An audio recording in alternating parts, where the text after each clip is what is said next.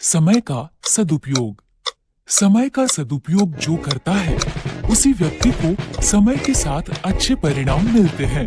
ऐसा ही हुआ जब सोनू और वानी के एनुअल एग्जाम्स आने वाले थे।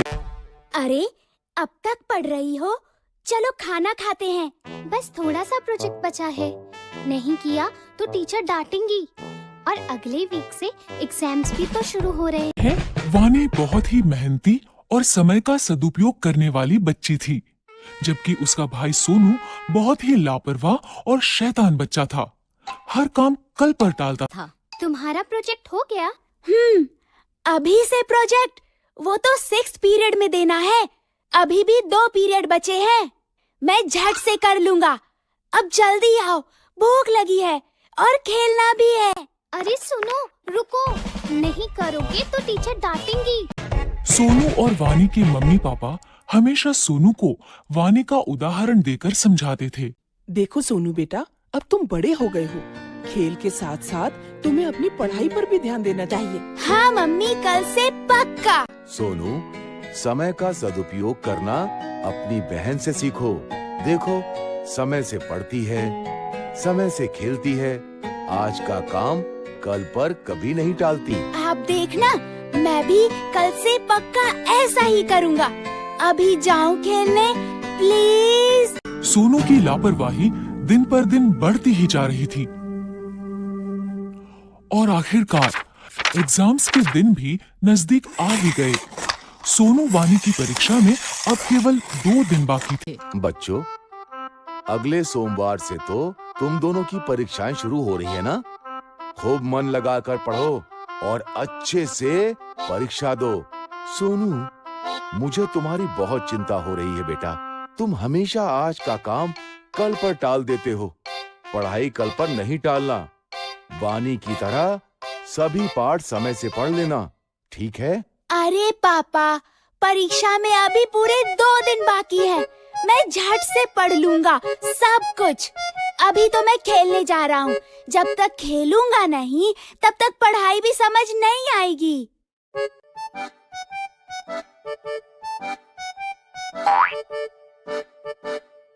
अरे वानी, देखो ना, कितना सुहाना मौसम हो रहा है।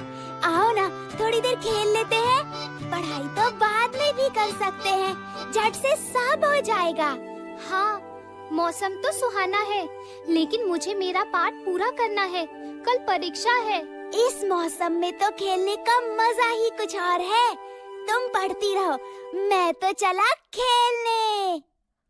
कुछ देर बाद वानी ने देखा कि सुहाना मौसम धीरे धीरे आंधी तूफान का रूप ले रहा है और काले बादल उमड़ रहे हैं, मानो बारिश कभी भी हो सकती है। बारिश का मौसम देख वानी को चिंता होने लगी कि अगर बारिश आ गई तो उसका पाठ कैसे पूरा होगा, क्योंकि बारिशों में अक्सर घर की बिजली कट जाती है। उसने सोनू को आवाज दी। सोनू, सोनू सुनो, मौसम देख के लगता है बारिश होने वाली है। शायद रात को बिजली भी कट जाए। खेलना छोड़ो और आकर अपना पाठ पूरा कर लो, वरना कल परीक्षा में क्या लिखोगे? चिंता मत करो वानी, अभी तो दोपहर ही हो रही है। रात को बैठकर मैं फटाफट सब खत्म कर लूंगा। बिजली नहीं जाएगी, बल्कि बारिश के बाद पढ़ने में और मजा आएगा। अच्छा, मैं जाता हूँ, मेरी बैटिंग आ गई। सोनू देर शाम तक खेलता ही रहा, लेकिन उसकी चिंता तब बढ़ी जब अचानक से बारिश शुरू हो गई। सोनू बुरी तरह घबरा गया और घर लौटा, जहां आकर उसने देखा घर पर ही नहीं बल्कि पूरे गांव में बिजली नहीं है। ये देखकर सोनू जोर जोर से रोने लगा। कल परीक्षा में मेरा क्या होगा? मैंने तो एक पाठ भी नहीं पढ़ा और अब तो बिजली भी नहीं है। मैं तो फेल हो जाऊंगा। मैंने कहा था ना, अपना पाठ समय से पढ़ लो। मैंने तुम्हें 1 हफ्ते पहले ही कह दिया था कि समय पर पढ़ाई कर लेना, लेकिन तुम्हें कभी कुछ समझ में नहीं आता। अब भोगो। सॉरी पापा, अब मैं क्या करूं? काश मैंने सही समय पर ही अपने पाठ पढ़ लिए होते। उसे समझ आ गया था कि उसकी लापरवाही के कारण उसके पास अब पढ़ने का समय बचा रोने से अब कुछ नहीं होगा। अब समझ आया कि सब तुम्हें क्यों समझाते थे। अब रोना बंद करो और चलो मेरे साथ। मैंने अपनी पढ़ाई समय पर ही पूरी कर ली थी। मैं तुम्हें सारा पाठ समझा दूंगी और याद भी करवा दूंगी। चलो। अगले दिन दोनों बच्चे खुशी खुशी परीक्षा देने गए। जो समय का करे सम्मान, भविष्य में वो कहलाए महान।